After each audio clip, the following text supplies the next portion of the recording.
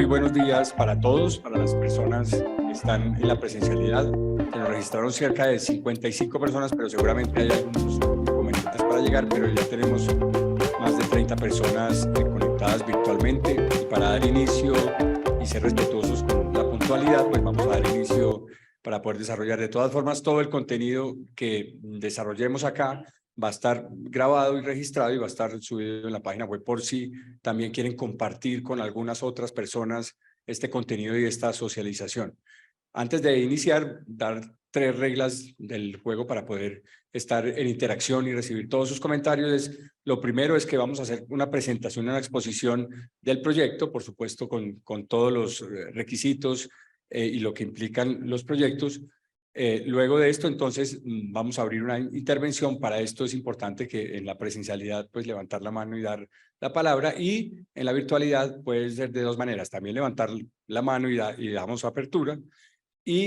O lo otro es, si no requieren o no quieren participar, enviar la pregunta para resolverla acá. También todas estas respuestas van a estar publicadas en la medida en que vayan surgiendo, digamos, como estas preguntas. Entonces, eso en cuanto a la participación. Lo segundo es repetir, va a estar grabado esta presentación para que, por un lado, ustedes puedan revivirla, ¿cierto? O compartirla, y también para que aquellos que no pudieron estar puedan revisarla en la página web esta tarde o mañana en la mañana, de acuerdo a lo que se demore un poco en bajar este contenido. Lo tercero es, para las personas que están conectadas en la virtualidad, estamos compartiendo en el chat un formatico de registro. Para nosotros es muy importante esos datos porque podemos iniciar un diálogo con ustedes y un intercambio de información de los avances de no solamente de este proyecto, sino de los diferentes proyectos, para que les empiece a llegar a través de el correo del aero información sobre los diferentes proyectos que adelanta la empresa. Entonces, sin más preámbulo, le doy la palabra a Juan Guillermo Jiménez Gómez, nuestro gerente, quien les va a dar un saludito para comenzar ya con el contenido específico. Gracias, Diego. Buenos días. Buenos días. ¿Cómo están? Primero, gracias por interesarse en participar en nuestros proyectos de vivienda prioritaria y social. No me voy a extender mucho, pero quiero contarles los propósitos principales que hay detrás de este proceso y de este proyecto, para que, de lo que ustedes han revisado, de los pliegos que están colgados, nos cuenten si se están logrando o no se están logrando. Es parte del objetivo de esta reunión. El primero es que queremos hacer proyectos principalmente de vivienda de interés prioritario, de los que el mercado normalmente no está haciendo, porque sabemos que ahí hay unas dificultades financieras, pero nosotros creemos que en este modelo sí se puede hacer, y por eso le hemos dado énfasis a la vivienda de interés prioritario sobre la vivienda de interés social. No sé si es en la totalidad, pero principalmente la mayoría está destinada a ser viviendas prioritarias. Segundo, queremos que estos proyectos, que por ahora son 6 y esperamos sean más, y si logramos encontrar un modelo que funcione, pues podamos seguir sacando más lotes.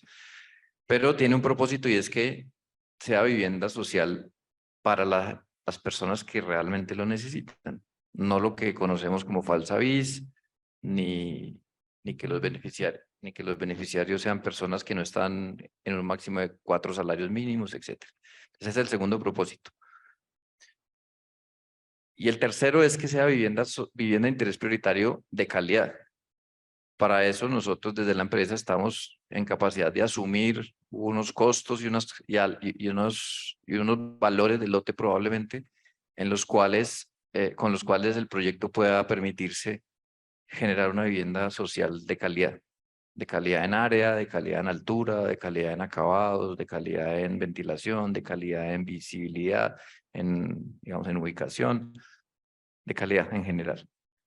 Ese es el principal propósito. Ahora, el proceso está dirigido a diseñadores y constructores en combo, ¿sí? Principalmente. Y los criterios de ponderación, que ya los van a explicar con más detalle, están enfocados a la calidad de la propuesta del diseño que nos hagan. O sea, es un proyecto que entendemos que el capital de trabajo lo tienen principalmente los constructores y no los arquitectos, pero de la manera en que estamos ponderando y seleccionando, queremos que sea, de hecho, que el rol de la arquitectura y del diseño tenga un papel fundamental en la selección de los lotes, por lo cual arquitectos y diseñadores tienen una herramienta fuerte de negociación para con quien se quieran aliar, dado que los criterios sobre los cuales vamos a escoger quién se gana el lote 1, el 2, o el 3, el 4, es por arquitectura, es por diseño.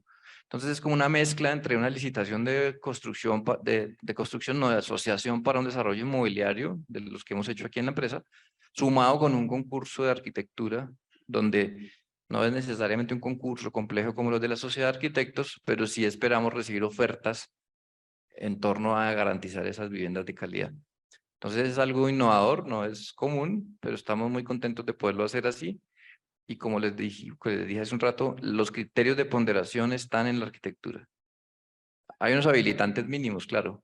Tiene que tener capital de trabajo para construir el edificio, tiene que tener una experiencia en construcción de edificios, pero eso es habilitante. O sea, una vez superado lo habilitante, donde ya todos cumplen eso, lo que va a ponderar es el diseño. Y entonces el pliego tiene unas variables de diseño por área, por área no, por altura, por áreas no sé, áreas de visibilidad, altura entre pisos. Entonces la idea es que quien gane acá y me diga que va a ser un apartamento de interés social de 2,40, pues al final lo tiene que hacer de 2,40, ¿sí? No es que, no, ya no me alcanzó para 2,40, lo va a hacer de 2,20, no. Ese es digamos, esos son los criterios con los cuales vamos a adjudicar y entregar esos 6 lotes, ¿sí?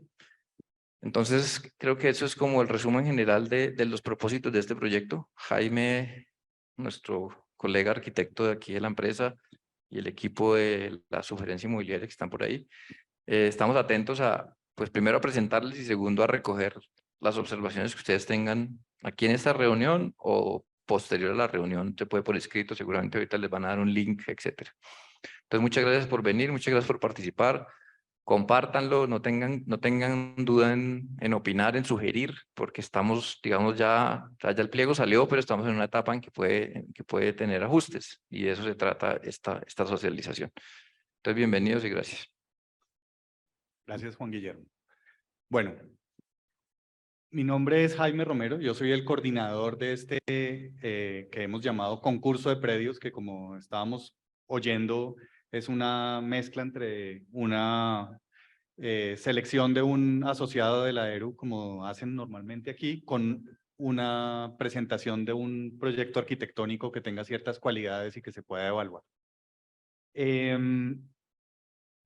Entonces, esta primera diapositiva realmente es para reforzar la idea del propósito de la ERU, no solamente con este concurso, sino en general con los proyectos que hace, que es básicamente habilitar suelo y promover vivienda social de calidad. Eso es, en esas dos frases está todo el núcleo de lo que vamos a hacer con este proceso. Vamos a contarles dónde están ubicados los predios y cuáles son las cifras principales de ellos. Entonces, están en zonas consolidadas de la ciudad. Ahí ustedes pueden ver, ahí desde unos que están bien al oriente como el 1 y el 4, y otros que están bastante al occidente, pero todos son barrios consolidados de la ciudad, predios que están rodeados ya de barrios desarrollados. Siguiente, por favor. Este es la secuencia de actividades que tiene este proceso de selección. Estamos en el 1, fue publicado el 3 de febrero los términos en la página, bueno, en la página de la ERU y en el SECOP. Hasta el 20 de febrero, yo espero aquí no estar muy atravesado, voy a hacer de este lado. Hasta el 20 de febrero se reciben las observaciones a los términos que están publicados. Desde el 21 de febrero hasta el 21 de marzo es el plazo para presentar los documentos habilitantes. Esta modalidad de selección se llama conformación de listas cortas mediante aviso. Entonces, la idea es que tiene dos fases. Hay una primera fase en que se recibe la documentación de los interesados, se les habilita y se conforman unas listas cortas de las cuales se eligen las personas que van a desarrollar los proyectos. Entonces, repito, hasta el 21 de marzo se reciben esos documentos habilitantes. Desde el 22 hasta el 30 de marzo se hace la verificación de esos documentos y se conforman las listas cortas, se les notifica a las personas que quedaron en esa lista corta y del 12 de abril al 15 de mayo se reciben los documentos adicionales y los esquemas básicos que tendrán que presentar con unas características de las que vamos a hablar un poco más adelante. Esperamos el 31 de mayo estar haciendo la notificación de las ofertas ganadoras y muy pocos días después estar ya suscribiendo el contrato con la ERU. Siguiente. Esto es una descripción muy somera del tipo de contrato que se va a suscribir. Se van a suscribir primero unos contratos de colaboración empresarial con cada uno de los ganadores. Esos contratos son los que establecen todos los términos y las condiciones de la relación entre la ERU y el desarrollador y las obligaciones generales de esos desarrolladores frente a la empresa y frente a los proyectos. Y posteriormente suscribirá cada desarrollador el contrato de fiducia mercantil para convertirse en fideicomitente desarrollador en los fideicomisos donde van a estar parqueados los predios. Siguiente, por favor. El modelo de negocio que se propone funciona de la siguiente manera. Vamos a ver si esto salió suficientemente claro. Tenemos un actor que es público, que es la ERU, es una entidad que opera con las reglas del derecho privado o puede hacerlo, puede suscribir contratos como si fuera una empresa privada. Y tenemos al privado que es el desarrollador de cada uno de los predios, los desarrolladores que se seleccionan. La ERU va a aportar el predio y unos recursos para las obras de urbanismo que hagan falta ejecutar en los predios. Ahí después cuando estemos mirando los predios vamos a ver que hay algunos de ellos que requieren ciertas obras de urbanismo. Esas obras se van a desarrollar con recursos que va a aportar la ERU. Esos recursos y ese predio se van a aportar a un patrimonio autónomo, a una fiducia mercantil inmobiliaria, que es la que va a tener el predio y va a administrar los recursos, al cual se va a vincular el desarrollador como fideicomitente desarrollador. Siguiente. De ahí en adelante, por cuenta y riesgo del desarrollador, se va a hacer todo el proyecto inmobiliario de la manera tradicional. Va a haber unos diseños y estudios, va a tener que solicitar las licencias que sean del caso, va a comercializar los proyectos, va a llegar a un punto de equilibrio, va a tener que hacer bueno, toda la documentación que requiere para que los beneficiarios se incorporen también al proyecto, etc. Esos recursos que recoja, sea por cuenta de las cuotas iniciales que aporten los beneficiarios o por posibles subsidios que pueda aportar la Secretaría del Hábitat o por créditos, etcétera, por cualquier origen que tengan esos recursos, van a administrarse a través del patrimonio autónomo. Siguiente, por favor. Llegado el momento en que se alcanza el cierre financiero del proyecto, el desarrollador tendrá que aportar unos documentos a la fiduciaria los va a verificar y va a certificar que se cumple con el cierre financiero y con otras condiciones técnicas y jurídicas para que se pueda arrancar la construcción, como por ejemplo tener licencia, obviamente. Y en ese momento es que puede arrancar la fiduciaria a girar los recursos de la manera en que el desarrollador lo vaya solicitando con órdenes de giro. Siguiente, por favor. Entonces, durante la construcción del proyecto, el desarrollador lo que hace es tramitar unas órdenes de giro a través de la fiduciaria y ejecutar las obras, con todas las condiciones que ustedes ya conocen de lo que eso implica. La ERU durante ese periodo lo que va a hacer es verificarle el cumplimiento de las condiciones a las que ustedes se han hecho, digamos, se han obligado cuando presentan los esquemas básicos. Básicamente la verificación que va a hacer la ERU durante el avance del proyecto no tiene que ver con la calidad o con elementos jurídicos como si estuviera haciendo una interventoría, sino básicamente con estar seguros que lo que ofrecieron en el momento del proceso de selección se está ejecutando en la construcción. Al final del proyecto, el desarrollador tramita la escrituración con la fiduciaria, la fiduciaria escritura las unidades tanto privadas como comunales del proyecto, se hace la entrega física a los beneficiarios, a quien corresponda, o al distrito cuando hay áreas públicas. Y por último, se hace la devolución de aportes a la ERU, que consiste en devolverle el valor por los predios que se ha pactado inicialmente con ustedes y la utilidad del negocio que queda para el desarrollador, y se liquida este patrimonio autónomo. Y quedamos con un proyecto terminado con esas unidades de vivienda de alta calidad que esperamos que tengamos como producto de este negocio. Estos son los predios donde se va a llevar a cabo los proyectos. El primero se llama Eduardo Umaña. Eduardo Umaña, que ustedes pueden ver, es un predio alargado sobre la calle 26, frente al Parque El Renacimiento.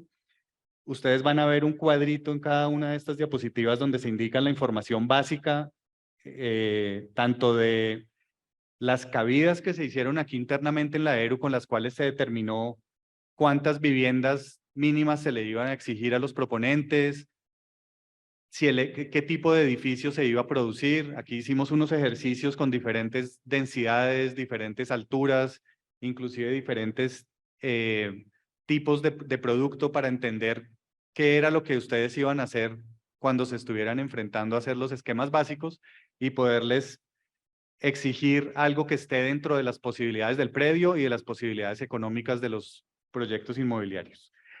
En este caso, Eduardo Umaña y varios más que ustedes van a ver, se exige que por lo menos el 51% de las unidades sean de vivienda de interés prioritario. Es decir, el uso principal de este proyecto y de todos en general es vivienda de interés prioritario. La idea de la ERU y del plan de ordenamiento vigente es promover cierta mezcla de usos. Entonces la idea es que haya vivienda de interés prioritario y vivienda de interés social en el proyecto, y usos adicionales que permite la norma y que ustedes van a poder proponer como parte de su propuesta: comercio en los primeros pisos, en fin, eso ya está dentro del alcance o el resorte de lo que ustedes decidan proponer. Este es un predio bueno, otra cosa importante que tengan en cuenta y que va a aplicar a todos los predios es que nosotros hicimos unas cabidas en las que obtuvimos un número de viviendas, digamos, óptimo, no el máximo posible, sino el mejor desde el punto de vista del negocio inmobiliario. Nosotros le redujimos un porcentaje a ese número de viviendas y esas son las mínimas que les estamos exigiendo. Es decir, dejamos un pequeño margen para que, en caso de que las viviendas que ustedes propongan sean de mayor área, o que de pronto la mezcla de usos incorpore otros usos adicionales, estén dentro de las posibilidades de lo que les estamos exigiendo. Bueno, aquí rápidamente, este es un proyecto de entre 12 y 14 pisos, fue lo que arrojó la cabida, aproximadamente 10.300 metros cuadrados, y se espera que haya un mínimo de 177 unidades de vivienda. Siguiente, por favor. Este predio, que es Santa Cecilia, está en la localidad de Bosa, tiene 2.000 metros cuadrados. Se espera también que haya, o se exige que haya como mínimo el 51% de vivienda de interés prioritario. También es un edificio de entre 12 y 14 pisos de altura, con 97 unidades como mínimo. Siguiente, por favor. Este es la misma localidad de Bosa, se llama Danubio, es un predio un poco más grande, 3.200 metros. De la misma manera, mínimo 51% de unidades VIP, 105 unidades como mínimo. Otro edificio de 12 a 14 pisos de altura es lo que estimamos en nuestras cabidas. Hay que tener en cuenta que en estos en este y en los dos anteriores no hay una limitación de la altura en el plan de ordenamiento. Lo que se limita es, o lo que lo limita realmente son las cesiones y las obligaciones económicas que hay que pagar. Entonces, esto es lo que nosotros consideramos que era lo óptimo para el negocio, pero hay una libertad bastante amplia para lo que vayan a proponer. Siguiente. Villa Javier es un predio que está en la localidad de San Cristóbal, al oriente de la ciudad. Es un predio que es la suma de 15 lotes que suman alrededor de 2.800 metros cuadrados. Este es un predio en el que el plan de ordenamiento sí limita la altura. Entonces sabemos que va a ser un proyecto de 4 pisos. Va a tener como mínimo 89 unidades, 51% como mínimo de vivienda de interés prioritario. Siguiente. Este predio está cerca del anterior, en la misma localidad de San Cristóbal, suroriente. Esto es calle Novena Sur con carrera Tercera Este. Aquí también la norma limita la altura. Sabemos que va a tener 3 pisos de altura. Es un predio de 2.000 metros cuadrados aproximadamente, en el que por la manera en que se hizo la transferencia del predio a la ERU, solamente puede tener vivienda de interés prioritario como uso principal. Aquí no hay mezcla con vivienda de interés social. Puede haber comercio, eso ya está determinado en las normas del POT, comercio puntual, pues, barrial, pero la vivienda es toda vivienda de interés prioritario. Siguiente. Este predio se llama El Pulpo, está ubicado junto a los puentes de Puente Aranda, a la intersección de la calle 13 con la Avenida de las Américas. Este es un predio que tiene 2.600 metros cuadrados, en el que igualmente por la manera en que se hizo la transferencia a la ERU, quedó establecido en la resolución de transferencia que es específicamente para vivienda de interés prioritario. Por la norma hemos calculado un mínimo de 41 unidades y es un proyecto de 4 a 6 pisos de altura. En el proceso de selección, como les dije que tiene 2 fases, primero ustedes van a tener que presentar unos documentos para ser habilitados y formar parte de las listas cortas. Cada uno de ustedes va a poder presentarse a uno o más predios. No hay una limitación en el número de predios al que se puede presentar un proponente. Existe una limitación lógica que tiene que ver con la capacidad, el capital de trabajo del proponente. Entonces, en caso de que un mismo proponente se llegara a ganar, por decir algo, 3 predios, pero su capacidad económica solamente fuera suficiente para 2 de ellos, ahí en los términos están establecidas las reglas de cómo es que se van a asignar esos predios de manera que la empresa tenga la tranquilidad de que la persona tiene la capacidad de desarrollarlos, pero el proponente pueda hacer los predios en los que haya quedado mejor ubicado. Los requisitos habilitantes, desde el punto de vista financiero, fueron calculados aquí internamente en la empresa, por una parte con los lineamientos de Colombia Compra Eficiente, que tiene unas reglas para eso, por otra parte haciendo un análisis del sector económico de las constructoras que están establecidas aquí en Bogotá y cuáles son sus indicadores promedio financieros, y en algunos casos también con algunas reuniones y discusiones que tuvimos con la Secretaría del Hábitat, que tiene un programa de oferta preferente en el cual les van a pedir, una vez estén desarrollando el proyecto, le piden a cada uno de los promotores que presente unos documentos a la Secretaría del Hábitat para que la Secretaría del Hábitat decida si va a adquirir una parte de las unidades o que va a no tanto adquirir, sino a dar subsidios para una parte de las unidades del proyecto. Entonces ellos también van a hacer unas exigencias de ciertos indicadores. Entonces estos indicadores son, por decirlo así, los más flexibles que puede establecer la ERU, procurando que se presente la mayor cantidad de proponentes, pero manteniendo unas limitaciones que no podemos superar, que nos dan estas entidades que les acabo de contar. Entonces, el índice de liquidez tiene que ser superior o igual a 1.5. el índice de endeudamiento tiene que estar menor al 75% o al 0.75%. La razón de cobertura de intereses tiene que ser superior a 1.5. La rentabilidad del patrimonio superior o igual a 0, igual la rentabilidad del activo, y el capital de trabajo es igual o mayor al 35% del valor de cada uno de los predios. Ustedes vieron en las diapositivas anteriores que en cada predio determinamos el valor mínimo que el proponente va a tener que devolverle a la ERU. Esto va a ser con una manera de pago que está establecida en los términos de referencia, pero en general esto ocurre al final del desarrollo del proyecto, o sea que se espera que esa devolución del aporte de la ERU se haga con los recursos que salgan del mismo proyecto.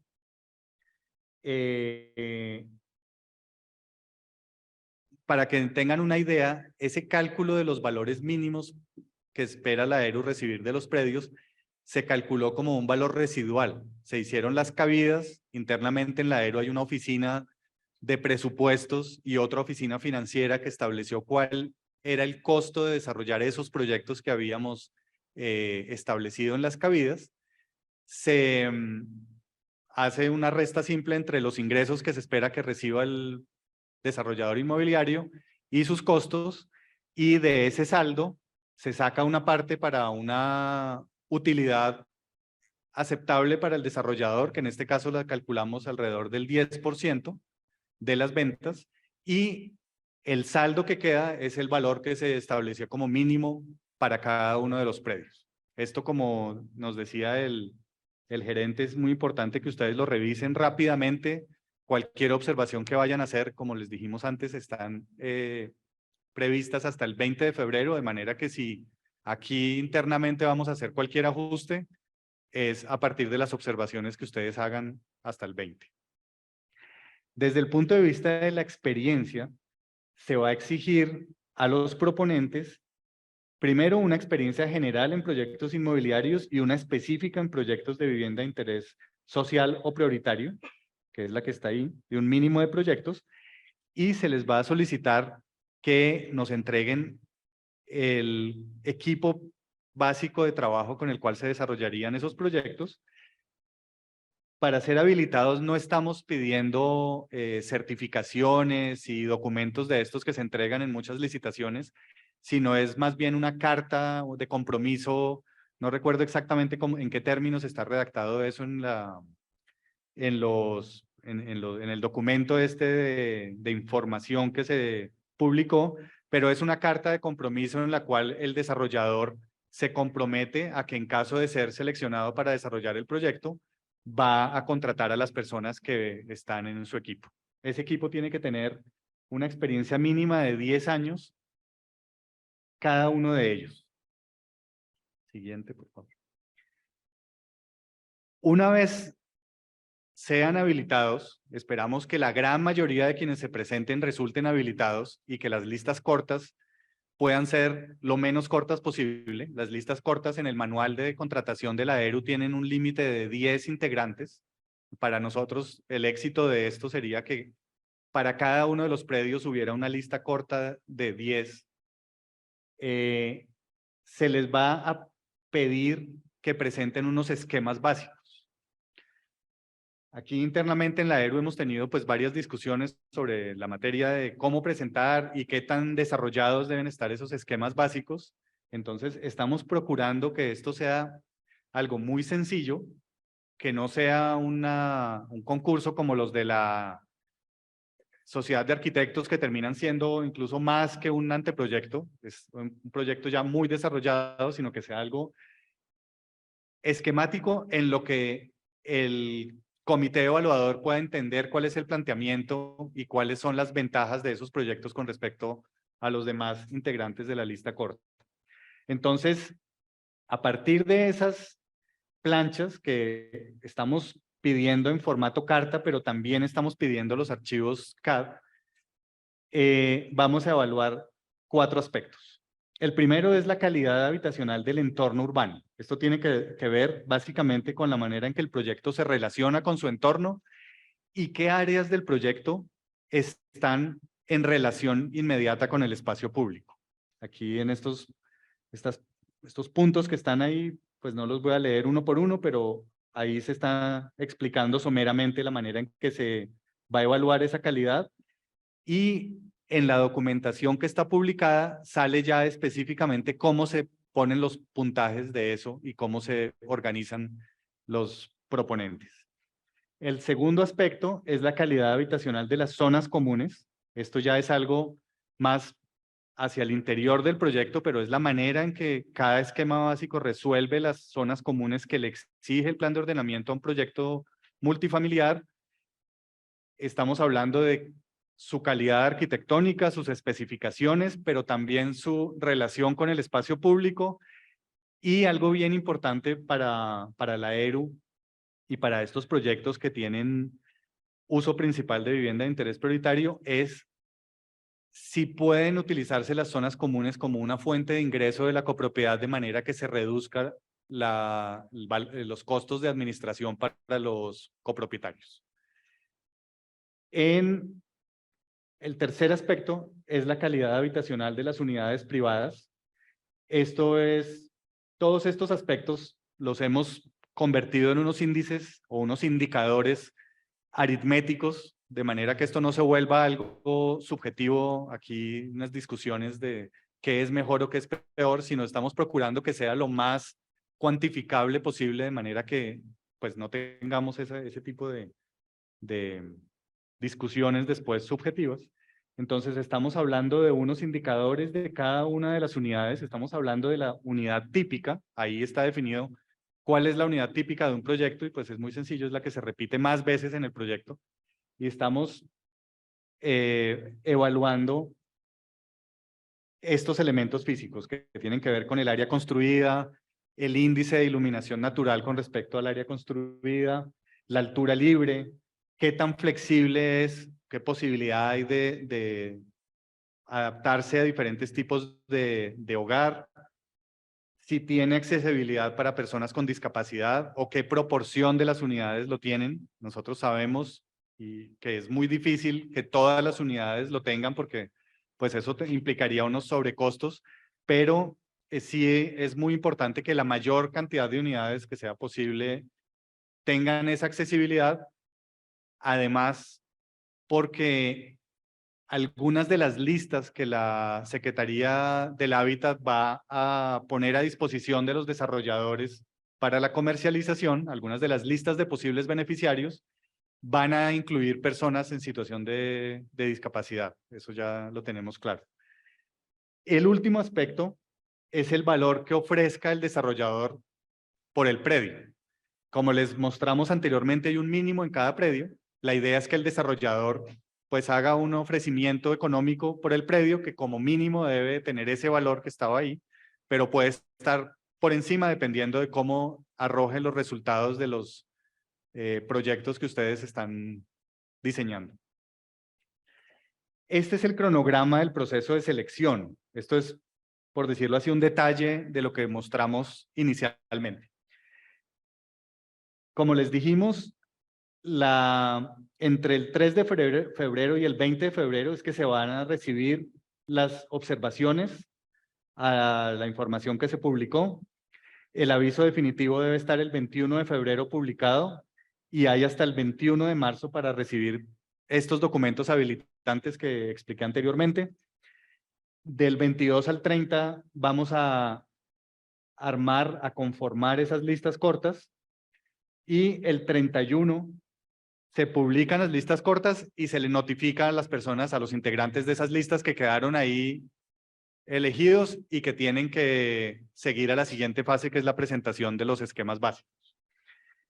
Entre el 12 de abril y el 15 de mayo se van a recibir los esquemas básicos y entre el 15 y el 30 de mayo se van a evaluar esos esquemas y el 31 se va a publicar el resultado de las ofertas que resultaron ganadores. Como les dije, según nuestros cronogramas, esperamos que una semana después de ese 31 ya se estén suscribiendo los contratos de colaboración empresarial, que son los primeros contratos que firmarían los ganadores. No sé si tengan alguna pregunta al respecto, alguna observación, algo que podamos resolver aquí en vivo, o si prefieren enviarlas pues al correo que está ahí. Sí. Un segundo, Elkin, me ayuda con el micrófono, gracias.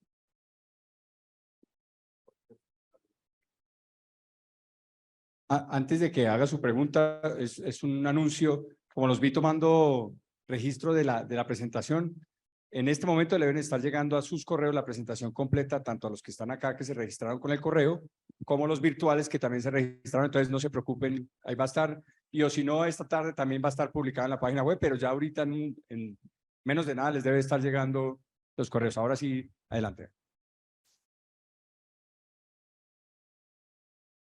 Adelante.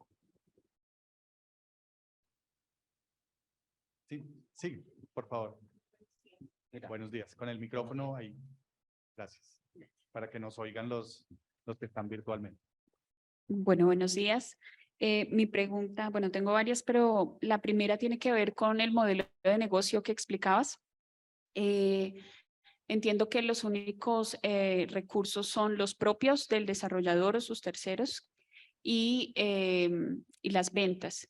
También había en los pliegos una indicación de que no se permite ofrecer como garantía los predios. Esto quiere decir que no hay posibilidad de toma de crédito a través de colocar el lote como garantía.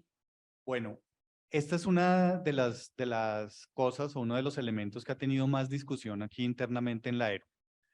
Nosotros sabemos, somos conscientes de que esa condición es muy importante para el desarrollo de cualquier proyecto inmobiliario, y más uno de este tipo de vivienda en el que las cuotas iniciales realmente son bajas.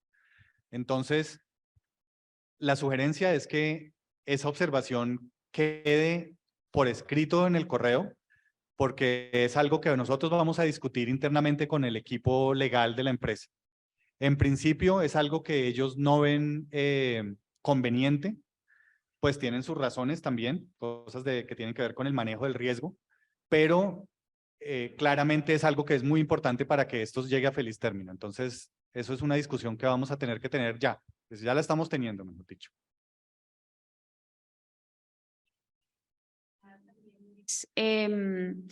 Los recursos, entendí, inclusive los propios que se pongan para preoperativos, equity, etcétera, todo debe ser administrado, tiene que ir al PA, a la fiduciaria, ¿cierto? Antes de la declaración del punto de equilibrio, en los términos, en la información que está publicada, hay un anexo que se llama el anexo fiduciario. Eso está explicado más en detalle ahí. En principio, la idea es que esos aportes iniciales que son para la comercialización, que son antes de que el proyecto declare su punto de equilibrio, son aportes que se pueden hacer directamente por parte del desarrollador. Okay. Y la última pregunta es, no vimos, o bueno, no sé si de pronto nos falló, normativa de los predios, estudio de suelos y disponibilidad de servicios, saber esa información de los predios. Bueno, la norma, hay un anexo en los, llamémoslos términos de referencia, pero ese no es el nombre técnico de ese documento que está publicado. Hay un anexo 1 que es información de los predios, ahí sale un resumen normativo de cada uno de los predios. En todo caso, ahí también salen mencionados los decretos, los artículos a los cuales deberían remitirse, pero también dice ahí que es responsabilidad de cada uno de los oferentes o de los posibles interesados investigar en detalle eso para que no vayamos a tener un inconveniente en el futuro. Sobre los estudios de suelos, no los tenemos. Es una de las tareas que tendrá que desarrollar el desarrollador que resulte elegido. Y sobre la disponibilidad de servicios, la está tramitando la ERU. Esperamos que esté ya, de algunos predios la tenemos, de otros estamos esperando que salgan próximamente, entonces eso es algo que se les va a entregar a los que resulten seleccionados, pero está en trámite ya. Ok, gracias.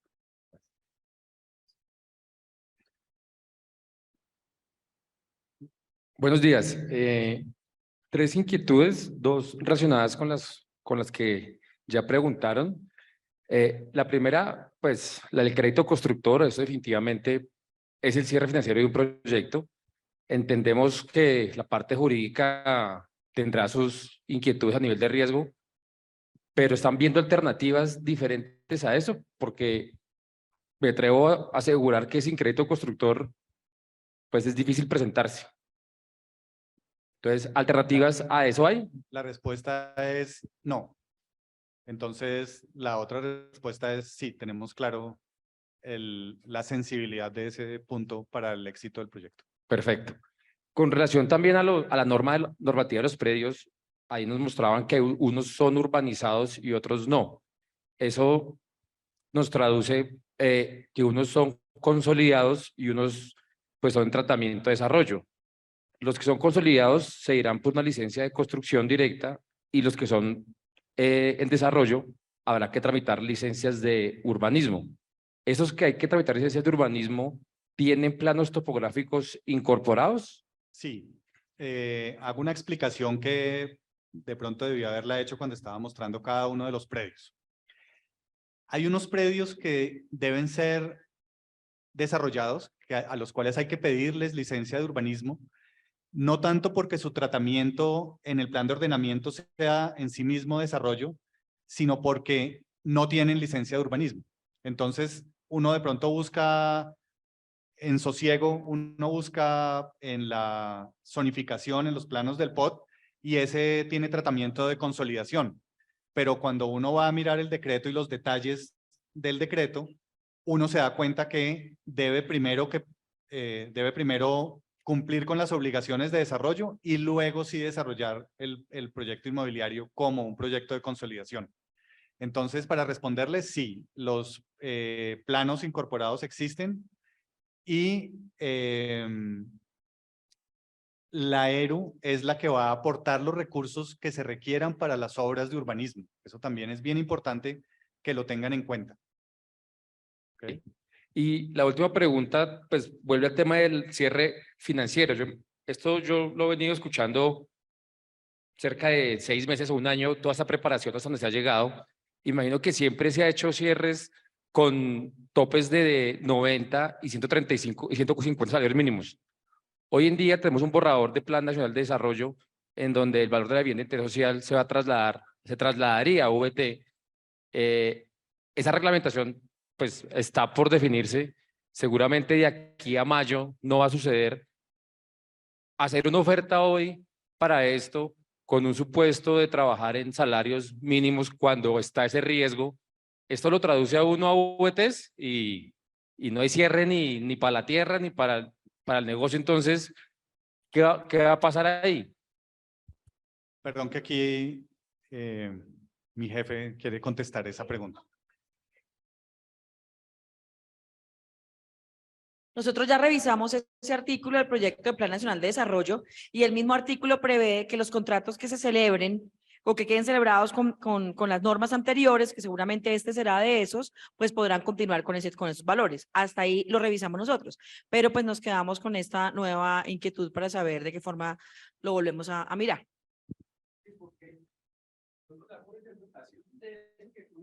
Es para las unidades ya vendidas, ¿sí? O sea, si yo tengo un proyecto ya que estoy vendiendo y que tengo clientes vinculados a la fiduciaria y que tengo procesos de compraventa sobre las unidades inmobiliarias individuales, esos pueden seguir con la norma 150. Pero bueno, todo eso está por reglamentarse y decretarse, pero es una incertidumbre y un riesgo. Sí, de acuerdo, muchas gracias. En efecto, está por reglamentarse, pero de la lectura del artículo, lo que entendimos o como lo interpreta la empresa en este momento es que no hace referencia a las viviendas vendidas, sino a lo que está pactado en el marco de los contratos. Entonces, pero pues en efecto habrá que esperar la reglamentación del ministerio. Muchas gracias.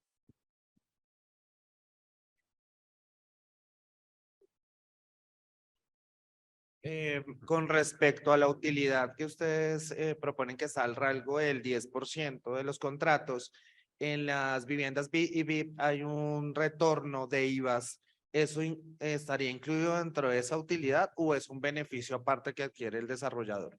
Ese es un beneficio aparte que adquiriría el desarrollador y eso está en cabeza completamente del desarrollador. Aquí la ERU actúa como aportante de los predios, pero el proyecto es como un proyecto privado desarrollado por uno de ustedes. Ok, y el tema postventa, posterior entregado, pues toda la infraestructura y los inmuebles, escrituración y demás, ¿cómo se manejaría? Porque ahí veo que hay una liquidación como tal de la fiduciaria y de la contratación.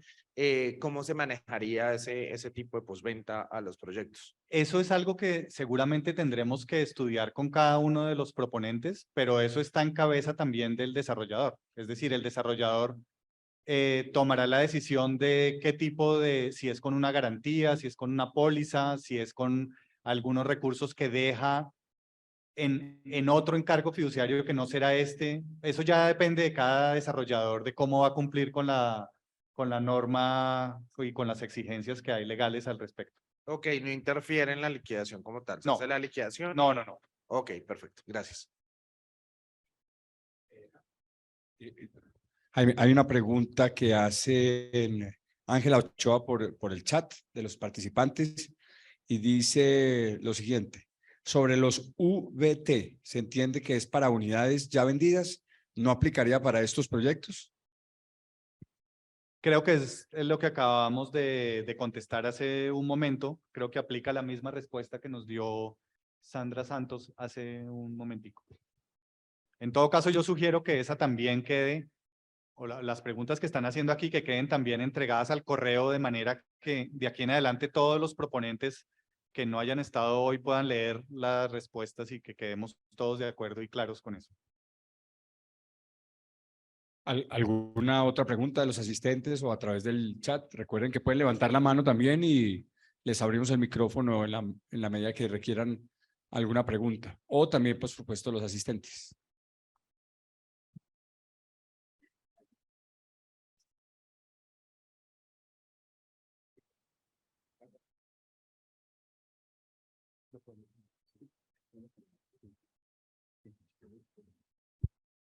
Hay una pregunta aquí atrás. Perdón, es que no sé si entendí mal, pero me pareció leer en los pliegos que en la forma de pago de los predios, 20% al punto de equilibrio y decreto de condiciones de giro y el 80% sí contra escrituración, pero ahorita en la explicación tuya parecía que todo el lote se devolvía al final en aporte.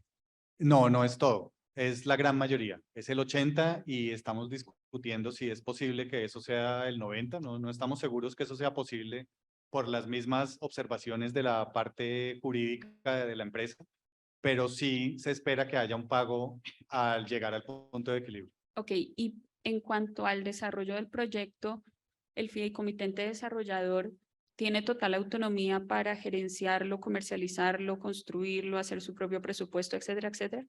Sí, ahora ya le damos el micrófono a Sandra, que quiere hacer una observación sobre eso.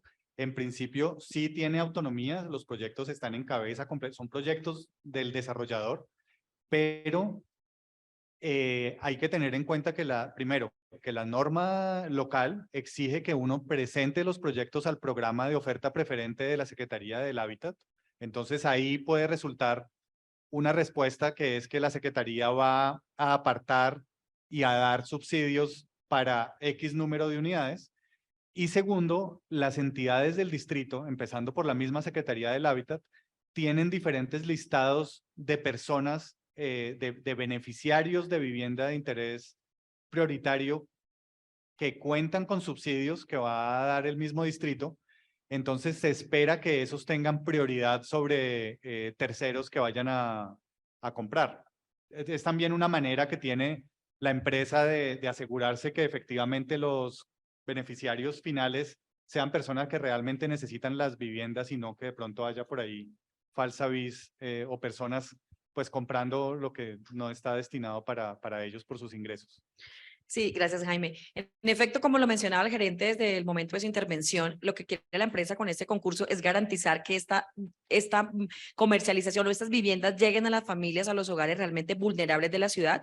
En ese orden de ideas, la comercialización estará a cargo de ustedes, de quienes resulten los desarrolladores de cada proyecto, pero los hogares respecto a los cuales se hará la comercialización serán hogares que provengan de la Secretaría Distrital del Hábitat y está por definirse si serán producto de oferta de oferta preferente, la cual ustedes necesariamente por la cual tendrán que pasar, y esto es una cosa muy importante, la Secretaría, de acuerdo con los parámetros que se establecieron en este concurso y específicamente de acuerdo con los índices financieros, ajustó sus índices de oferta preferente para garantizar que quien resulte ganador del concurso también pueda en un porcentaje muy alto ser eventualmente beneficiario de oferta preferente. En caso de que la oferta preferente no se pueda garantizar porque no exista la cantidad suficiente o por cualquier otra circunstancia, tendremos como una segunda opción las ferias de vivienda que organiza la Secretaría, que son absolutamente exitosas y de las cuales también saldrán listados. Entonces, de todas maneras, habrán listados de hogares que emita la Secretaría Distrital del Hábitat y que les entregue la ERBA a ustedes, con los cuales se verán comercializar las viviendas resultantes de los proyectos.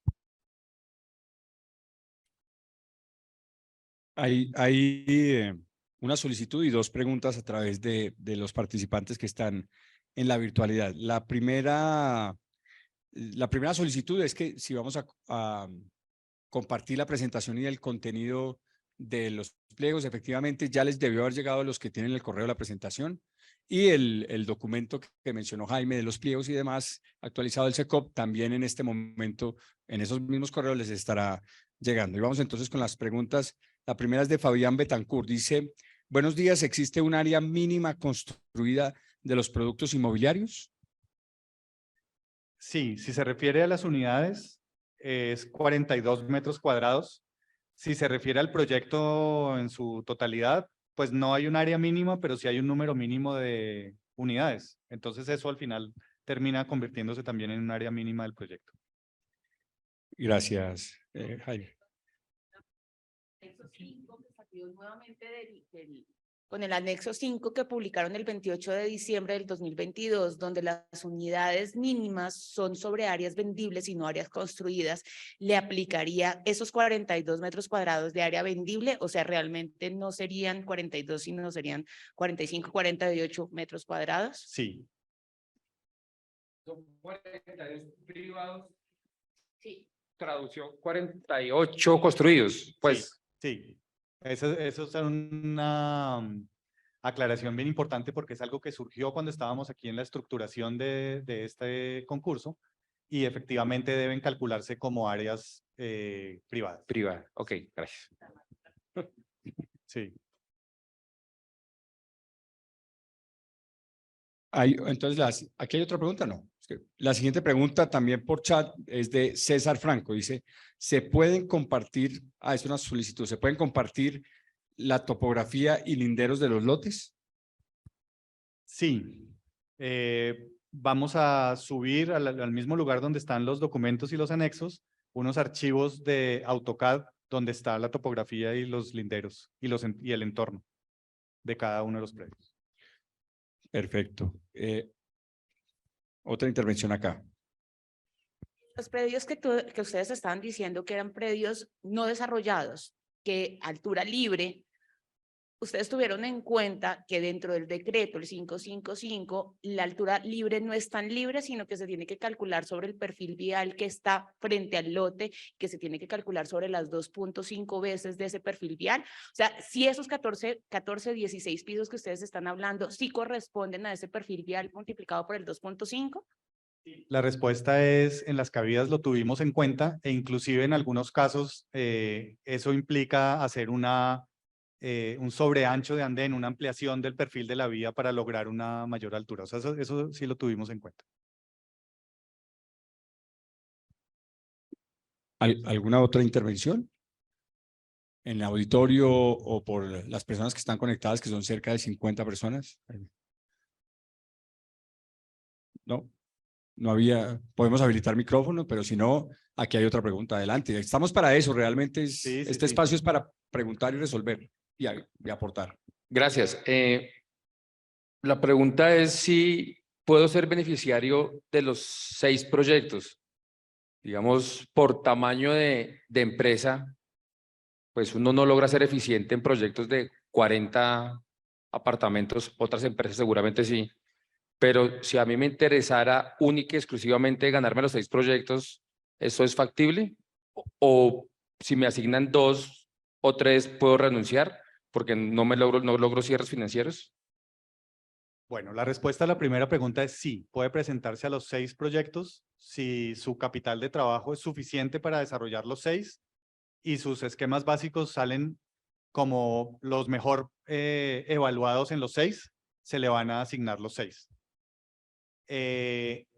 Una vez se presente, se los gane, no va a poder renunciar a los que se ganen. Me presenté a 6, me gané uno que es el de 50 apartamentos. No me da cierre financiero, no puedo renunciar, tengo que hacerlo. Y por eso es importante hacer las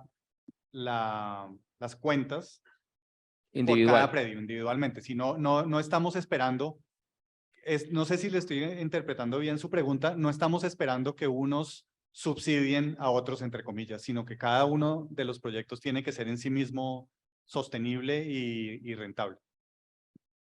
Ok, claro, Sí. gracias. ¿Alguna intervención adicional por chat o presencial? Por chat me reportan que no hay, presencial creo que están las dudas resueltas. Igual pues esto está abierto, esto no es un tema cerrado. De todas formas, repetimos, dale, otra pregunta. Respecto a los requisitos, ¿son habilitantes? ¿Son excluyentes? Es decir, el no cumplimiento de uno ya descarta. Sí, en todo caso, mi sugerencia es que cualquier observación que haya a esos requisitos se haga en las observaciones escritas, porque lo mismo que les explicamos con respecto al uso de los predios como garantía de un crédito. Eso ha sido fruto de una discusión interna que tiene que ver por una parte con el manejo de unos riesgos y por otra con facilitar que los proyectos se desarrollen. Entonces, no es que estemos parados completamente en la raya de que tienen que ser una exigencia las que están ahí, que tengan que ser ya las definitivas. Y en cuanto a lo que explicabas de la licencia de urbanismo, perdón, entendí, los recursos los pone la ERU para la obra y la licencia. Sí. O sea que la titularidad de la licencia la tendría la ERU. ¿Y la de construcción sí el desarrollador?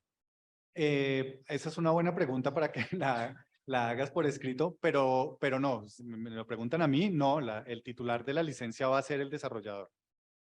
¿Sí? Solo que los recursos van a provenir de la ERU. Sí. Bueno. Bueno, yo no sé si haya otra pregunta, pero quería... sí, hay una pregunta más.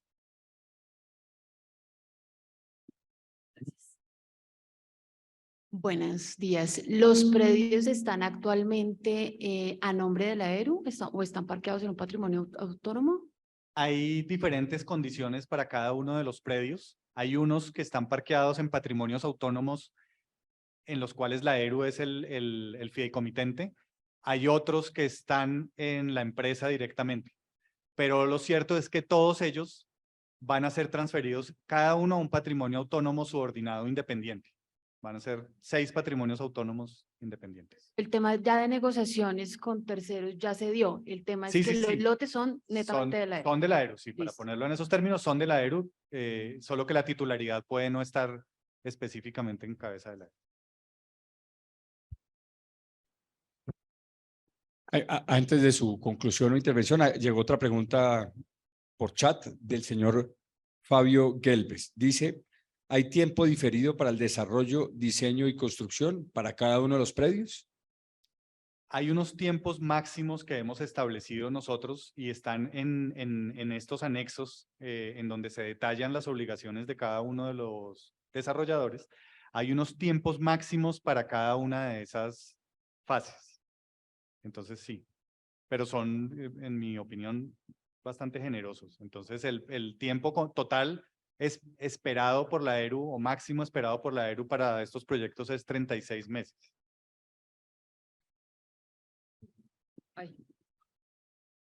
Otra pregunta, si esos predios son objeto de plusvalía, ¿esa plusvalía estaría a cargo de desarrollador o porque realmente uno estaría comprando ya un lote pues con unos índices ya, mejor dicho, ya el lote pues para poder usarlo al 100%, no me interesa No, no sé contestar esa pregunta.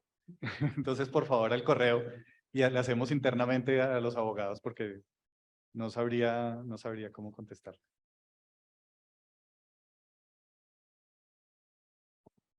Pero es importante porque eventualmente esa es una plata, puede ser un valor importante.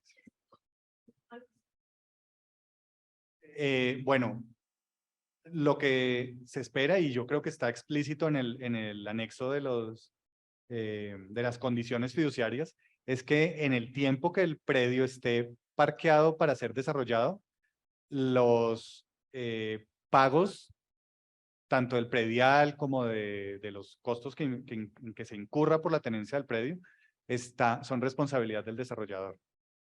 Entonces, desde el momento en que se vincula como fideicomitente desarrollador. Exactamente.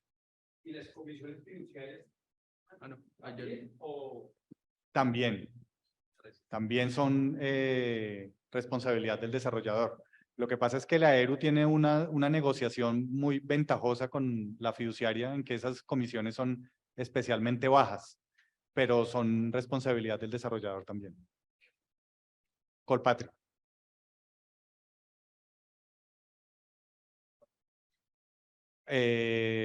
Otra buena pregunta que no sé contestar. Yo solo sé que son especialmente bajas porque lo hemos discutido. En algún momento consideramos la posibilidad de que cada desarrollador escogiera la fiduciaria a la cual se iba a transferir el predio, pero realmente por los costos es más ventajoso mantenerlo en Colpatria.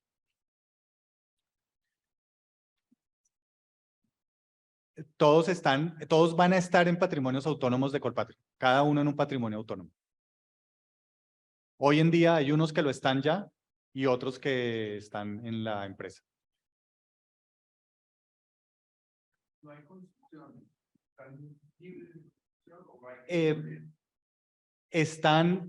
En general están libres de construcciones, excepto el que se llama Villa Javier, que les comenté que es la unión de 15 predios. Esos son 15 predios que están construidos. Ese claramente tiene un costo ahí de demolición. Respecto a la fiduciaria y el tema de los, pues no solo del porcentaje que uno tiene que pagar de la comisión, sino el tema de trámites ante la fiduciaria, porque Fiduciaria Colpatria pone todos los problemas habidos y por haber, por experiencia. ¿Cómo es el manejo con ellos? ¿Qué tan contacto se puede tener y qué tanta agilidad le van a dar a estos predios? Porque eso es importante. Sí, la idea es que cada desarrollador tiene la responsabilidad, como parte de su responsabilidad está ese contacto con la fiduciaria, pero la ERU pues es un cliente muy importante de la fiduciaria de Colpatria, entonces una de las responsabilidades de la ERU como colaborador en ese contrato es precisamente que se agilice todo lo que pueda, en lo que pueda tener incidencia la ERU, no solamente la fiduciaria, sino también entidades del distrito con las cuales la ERU claramente tiene un contacto más directo que el que puede tener un privado. Y temas de remoción en masa o temas de inundación de los predios, ¿se ha hecho el análisis? O sea, tú dijiste que en algunos predios tienen estudios de suelos, otros no. Hay unos predios que están ubicados en San Cristóbal, por ende tienen que hacerse una remoción, pues hacerse unos estudios particulares. ¿Esos estudios están incluidos, o sea, ya los tienen o no los tienen? Porque son estudios costosos que para un proyecto de BIS o BIP en esas zonas, pues incrementan los costos del proyecto y con las condiciones que tenemos actualmente del número de unidades más el tamaño de las unidades, pues sí va a dar cierre financiero. ¿Ustedes hicieron esos análisis? Esos estudios, solamente hay 2 de los predios que pueden llegar a tener alguna condición en ese sentido. En caso de que la hubiera y tocara hacer algún tipo de obra de mitigación, también como las obras de urbanismo, sería cubierto el costo por la ERU. En ese sentido, en lo que nosotros hemos analizado, porque no hay unos estudios de suelos, no va a ocurrir. Pero si llegara a ocurrir, la ERU sería la que cubriría ese costo. Tengo claro, pues me imagino que obviamente todos los lotes ya deben tener estudio de títulos. Sin embargo, para nosotros como desarrolladores es muy importante tener nuestro estudio de títulos y normalmente uno lo manda a hacer o con la fiduciaria o con el crédito, con el banco que uno quiera sacar crédito constructor, porque a veces ha salido que en la primera parte no pasa nada, pero cuando ya el crédito constructor va a efectuar pues la garantía del lote, hace su estudio de títulos y sale algo. Pues. Sí, está claro. Sí, sí, sí. No, yo creo que esa actividad, tiene razón, esa actividad, ya esos estudios están hechos claramente porque pues los predios no solamente tuvo que hacerse un estudio para adquirirlos por parte de la ERU, porque en algunos de estos predios fueron comprados en subastas, eran de estos predios que eran de desarrollo prioritario y el propietario no los desarrolló, entonces hubo una subasta y la ERU los compró, sino que además hubo otro estudio de títulos para su transferencia a los encargos fiduciarios donde están hoy en día. Pero además de eso, una vez se suscriban los contratos respectivos, tendrá que haber un estudio de títulos por parte de cada uno de los desarrolladores para no tener una sorpresa después en ese caso. Hay una inquietud, Jaime, de una persona que se llama Wilben Palacios, que levantó la mano.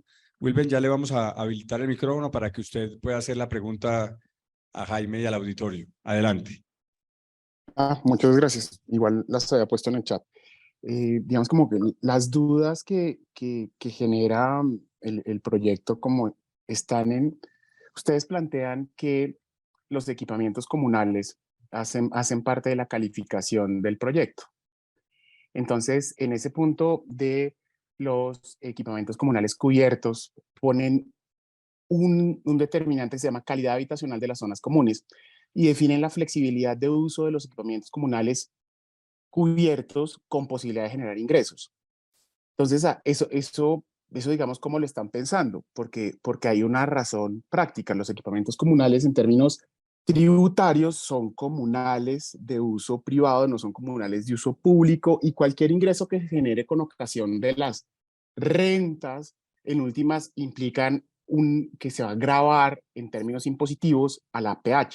Entonces, no, digamos, como quisiera entender cuál es la visión cuando generaron ese tema de flexibilidad de uso de los equipamientos comunales cubiertos para generar ingresos. Y eso también tiene otra razón de ser. Si se generan rentas asociadas a esos equipamientos comunales como usos comerciales conexos, eso implica un establecimiento de diferentes módulos de contribución en el pago de expensas comunes. Entonces, si usted tiene diferentes módulos de contribución, el pensamiento del equipo de la ERU es que el módulo de contribución que se genere por usos comerciales asociados a equipamientos comunales cubiertos va a sufragar un porcentaje importante de las expensas comunes. Digamos, en esa misma línea, quisiera como entender eso, porque ese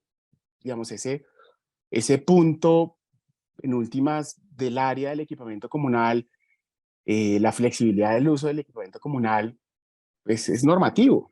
Digamos, el diseño no es, entre más me gaste yo en equipamiento comunal, menos unidades puedo hacer. Digamos, ahí me corregirán ustedes, pero ¿cuál es este es un criterio de evaluación, claramente. Como es un criterio de evaluación, ¿cuál es el sentido de poner ese criterio de evaluación si tiene un impacto tributario, tiene un impacto en la conformación de los módulos de contribución del régimen de propiedad horizontal y tiene un impacto en la disminución de áreas finales construidas en razón a que cuando se modela un proyecto y usted hace el equipamiento comunal, usted, déjeme que lo diga, usted hace el equipamiento que le toca, ¿sí? Entonces, al no ser vendible, ¿cómo están ustedes? Excúsenme si me extendí mirando eso. Y no sé si puedo hacer la otra pregunta una vez para no aburrirlos y cierro el tema y lo cierro muy puntual. Ustedes hablaron que hicieron unas modelaciones al interior del equipo de la ERU. Esas modelaciones al interior del equipo de la ERU, ustedes tuvieron que establecer unos supuestos del análisis de precios unitarios de obra. Y todos sabemos, los que estamos en esta mesa, que hay una distorsión importante en el último año en un incremento de los precios de los insumos de construcción, y eso también tiene un impacto por las modificaciones en términos, digamos, de reforma laboral y tributaria a los costos directos asociados a personal de obra, porque me salen últimas, digamos, por las actualizaciones, más caro todo el personal que yo tengo que disponer en la obra. Entonces, las modelaciones, ¿ustedes en qué año la hicieron? ¿sí? Porque pues queda la duda de si esas modelaciones podrían servir para el sustento de lo que ustedes quisieran como digamos, modelo de repago al final. Y lo último, decían ustedes que tenían temas residuales de suelo, digamos que, pero los valores residuales de suelo casualmente pues deberían estar en función de esas modelaciones. Entonces, si hay una distorsión en las modelaciones con ocasión de efectos de inflación o suma o aumento de los costos directos en términos de insumos de construcción, pues va a haber una afectación en últimas del valor residual que ustedes están estimando hacia lo bajo, pero contractualmente yo ya me obligué. Eso cómo estaría previsto, digamos, en términos del esquema que ustedes han planteado. Y con esto cierro y muchas gracias por escucharme. Bueno, voy a empezar por la primera pregunta a ver si entendí bien. En la evaluación, en los factores de evaluación de las zonas comunes, un tema es la flexibilidad de esas zonas comunes en el sentido, yo no recuerdo cómo está exactamente redactado, pero la flexibilidad está prevista como qué tan fragmentadas están esas zonas comunes. Primero. Otro tema es la posibilidad de que eso genere ingresos para la copropiedad. En ese sentido, eso no tendría implicaciones en cambios en o distorsiones en los pagos de, ¿cómo se llama? En los coeficientes de pago de las expensas de la copropiedad, sino que lo que haría es reducir el total de la necesidad de la copropiedad de recoger dinero para cubrir sus costos de administración.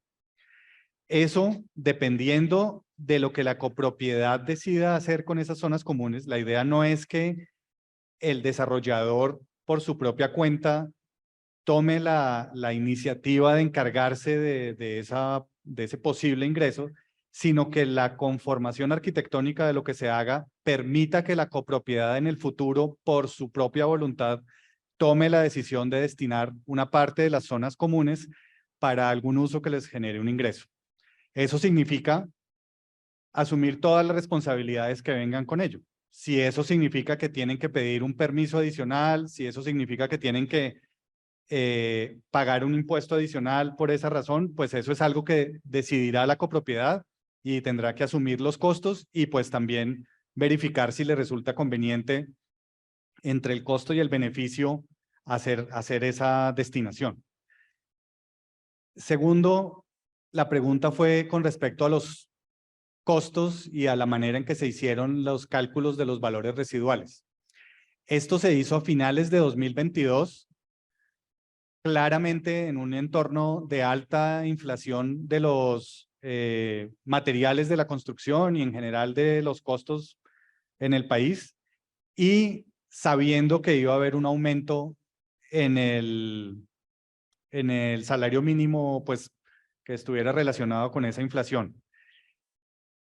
Por el momento en que se hizo, nosotros estamos tranquilos de que ese valor que está ahí está absorbiendo estos mayores costos de inflación que también se van a ver representados en un mayor ingreso de ventas que está hasta ahora atado al valor del salario mínimo. No sé cuál era la tercera, creo que estaba relacionada con esta segunda. Creo que ahí contesté las tres. Sí.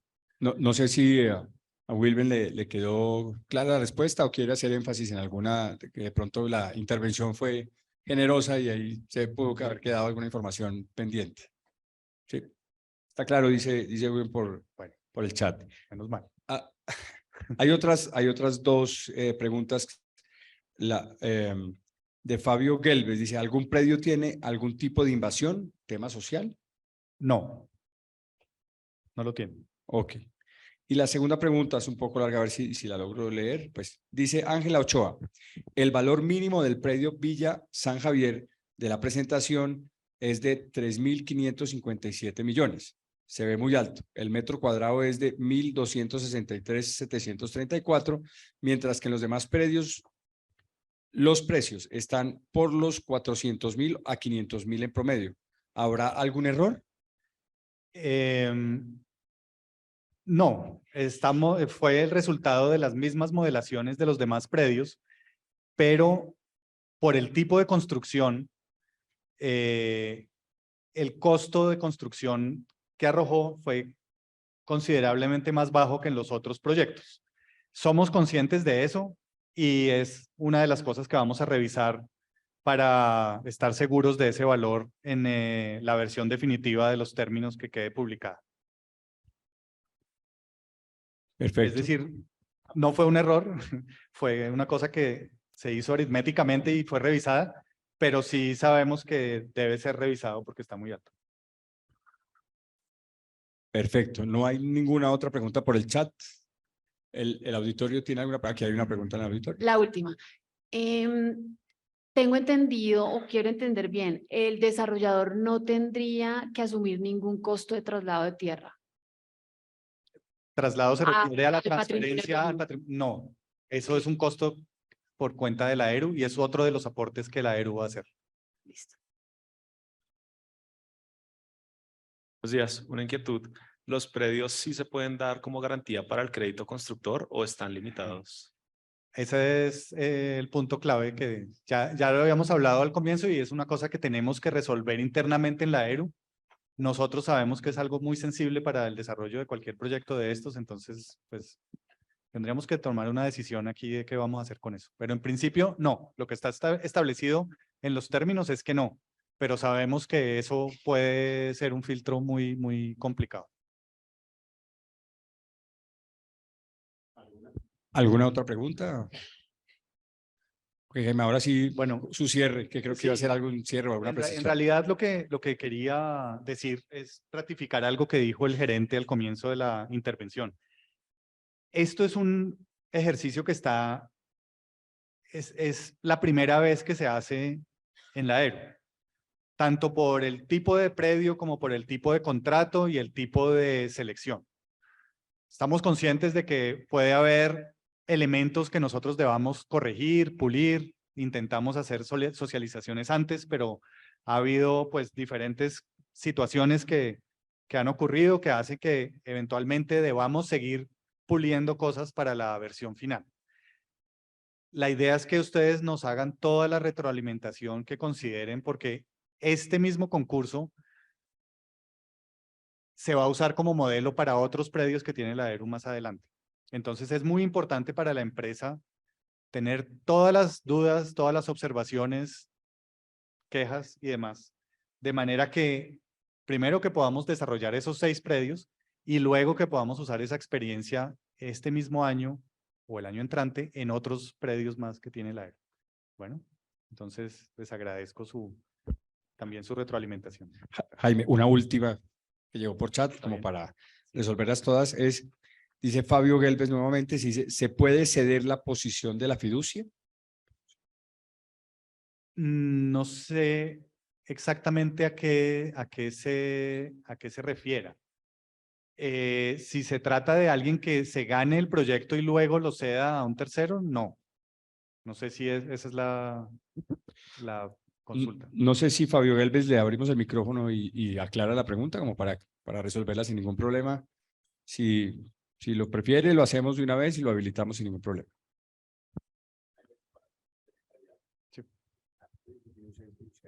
Sí, no, está bien.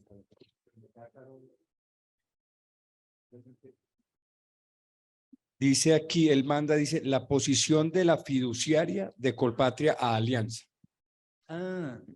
No, realmente hay unas condiciones legales que tiene la ERU por las cuales eso sería perjudicial para los mismos desarrolladores porque hay ciertos costos que por el hecho de que la ERU tenga los predios en la fiduciaria Colpatria no se causan. Si esos predios se fueran a transferir a otra fiduciaria, se incurriría en unos costos importantes que seguramente afectarían peor el desarrollo del proyecto. Perfecto, creo que no hay más. En el auditorio hay alguna inquietud, aporte. Bueno, siendo así, llegamos a la finalización de esta socialización. Muchas gracias a los que asistieron tan puntuales, por supuesto a los que están conectados también. Reiteramos que este video de esta presentación va a estar completo, publicado en la página web, así como el documento técnico al que se en referencia también va a estar allí y con la presentación alrededor en la tarde ya está publicado. Sin embargo, sus correos ya llegó el documento técnico y llegó la presentación.